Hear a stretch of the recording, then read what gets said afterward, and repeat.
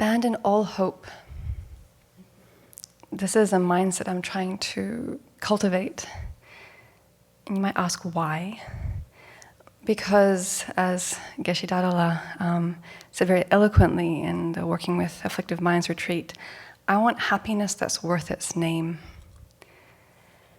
And recently, I had a very clarifying conversation with a guest before they went home, where they were talking about kind of hitting the wall in their practice, and then reading this book by Venerable Pema Chodron called When Things Fall Apart, and really connecting with this idea of hopelessness that's not often talked about within Tsongkhapa's teachings.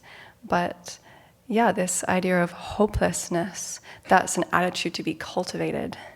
So it's got a bit of a different meaning than we might normally associate with it. And recently rereading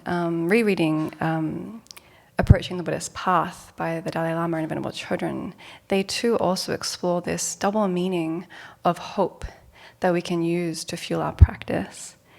And His Holiness said that often it's talked about abandoning all hope, in that we give up this sense that worldly things such as career, friends, family, sense pleasure can really give us the lasting happiness that we seek. They can't, they won't. So abandon all hope in them. And Venerable Pema Chodron labels this repeatedly as the beginning of the beginning in our practice. In the sense that if we don't start trying to tweak our samsara to try and make our little prison cell or our cave more pretty, we're never going to get around to sincere Dhamma practice. And I can see every day in my mind how samsara still glitters, and that we have beautiful weather, beautiful scenery, good company, good food. I can make myself quite comfortable, and I can forget the need to practice, because I can just kind of glide along. Yeah, and it's not that these things are bad in the sense of, beautiful weather or the environment that we live or good friends. It's just, what am I taking refuge in? And is it a reliable refuge? What am I using to prop myself up, to make myself feel okay? And are these things just going to crumble, and that I'm going to have to kind of keep running after the next thing, the next thing, the next thing, to feed this insatiable wish for something more and better? Yeah, and how the various glitters of samsara can just distract me from doing the deep work that needs to be done. So yeah, this sense of cultivating a sense of hopelessness as a way of developing renunciation, or this determination to be free. And there's this verse in Aryadeva's 400 that I want to chew on much more deeply and for a lot longer, where he says, when beings with bodies are constantly afflicted by hunger and so forth, it is not at all proper to call being afflicted pleasurable. And what he's getting at here is, no matter how many times I have a cup of tea or something to drink, I'm going to get thirsty again. No matter how many good meals I have, I'm going to get hungry again. No matter how much I sleep to rest this body, I'm going to need to sleep again. This body is like a little crying baby, constantly wanting attention and care, and it's never ending. And that's just like, the day-to-day kind of care that I need to just, to stay alive and be okay. But even across the days, then there is aging, sickness, and death. And that's not fun. That's not lasting happiness. So again, it's this idea of, abandon all hope in that the pleasures of just this life is a solution to my happiness, or even that this, body of flesh and blood under the control of afflictions and karma is going to be my final solution if I can just make it comfortable enough. And in a commentary on some earlier verses on the mindfulness of death, Gyatso Jay basically says this exact thing of, give up all hope to stay alive, and thinking of death, be conscientious about practicing the path to liberation.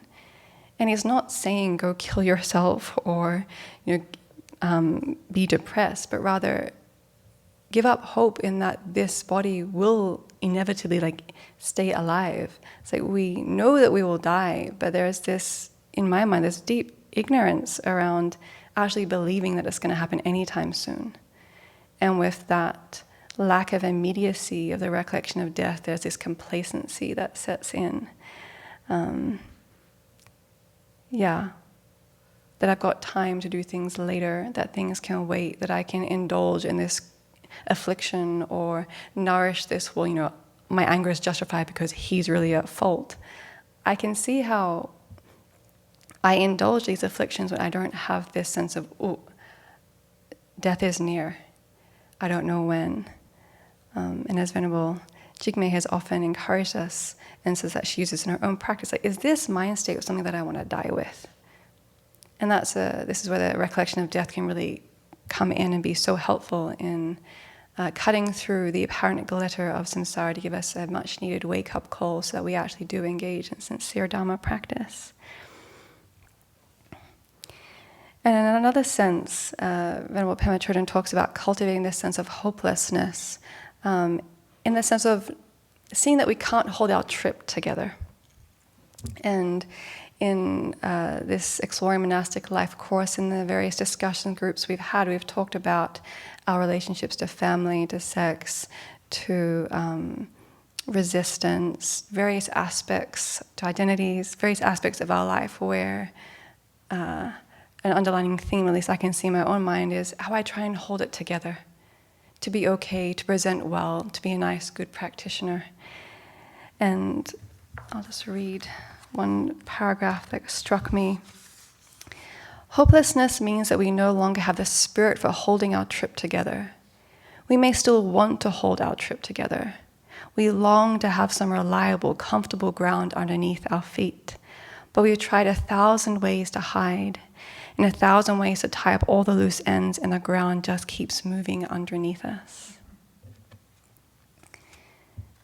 Yeah, I can see that to be so true in terms of trying to plan things out well, to control things, to neatly arrange it just as I want, and then someone doesn't cooperate or doesn't like my idea, or my body or my mind flares up in some afflicted state and it all begins to crumble.